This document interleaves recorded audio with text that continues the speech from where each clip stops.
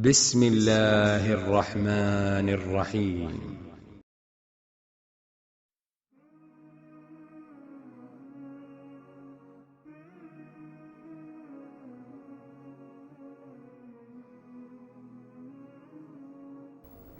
Allah subhanahu wa ta'ala tells us, وَمَا الْحَيَاةِ الدُّنْيَا إِلَّا مَتَاعُ الْغُرُورِ, that surely the life of this world is nothing but a material deception.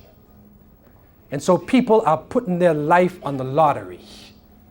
Put down your money and hope for success. And in Toronto area, a few weeks ago, a woman won $21 million. And the whole of Ontario stood still. The whole of Canada stood still to look at this woman who won this money, and that now she is successful. She has made it in this world. But you know what her father said?